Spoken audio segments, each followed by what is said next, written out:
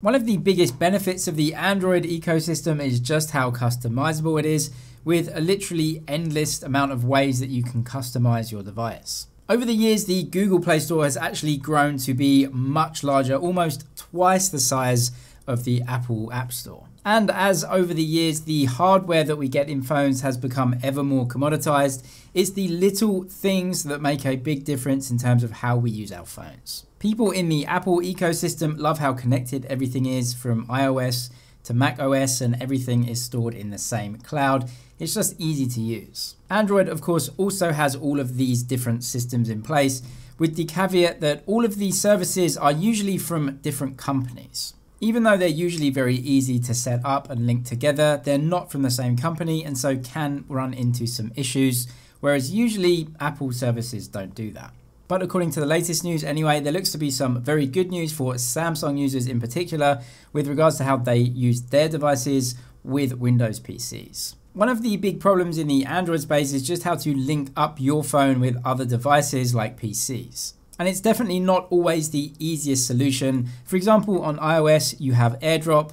Within a couple of seconds, you can transfer data and files from your phone onto your MacBook without any hassle. There are other apps that can do this on Android as well, of course, but it looks like Samsung and Microsoft are just going to team up together and make this incredibly straightforward for everyone, which is a really good thing. Actually, you don't have to wait until the Note 20 series. This will apparently be coming on the Galaxy Z Flip and the Galaxy S20 series. Samsung and Microsoft teaming up will allow users of these phones to copy something on their phone and easily paste it onto their Windows PC without any hassle. If you have an Android phone, it's very likely that you have a Windows PC, and so this is a very long-awaited link-up between two major players. As long as you're running the very latest Windows My Phone app on your Galaxy device and Windows 10 or above, you should be able to use this feature coming to these devices very soon. It's definitely things like this that fundamentally change the way that you use your phone and how it interacts with different bits of hardware. And it is definitely about time that these different companies team up to give us an integrated ecosystem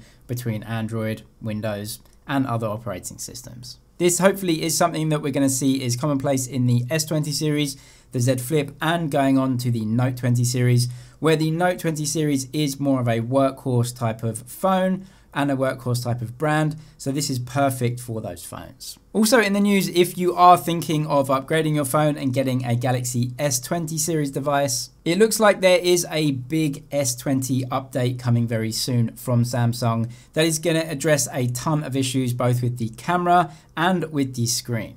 A lot of the problems come with the focusing system, not just with the Ultra, but also with the other phones. And also there has been a big question mark over if Samsung can actually give us that amazing 120Hz display with a Quad HD resolution. But according to the latest information, updates are coming and it could address a lot, if not all of these issues. Whether Samsung themselves want to actually give us that 120Hz refresh rate plus Quad HD resolution is up to them, because using that setting will drain the battery considerably. And it's more important because we've had the Oppo Find X2 Pro and also very soon the OnePlus 8 Pro that are both bringing 120Hz refresh rates with Quad HD resolution. So it will be interesting to see if Samsung want to compete with those devices or whether they think most people just want a slightly better battery life. When it comes to the Galaxy Note 20 series, most people are expecting Samsung to give us 120Hz and Quad HD out of the box, because they would have had time to get everything right from the hardware and software point of view. And by that time, we would have had a ton of Android releases and an imminent iPhone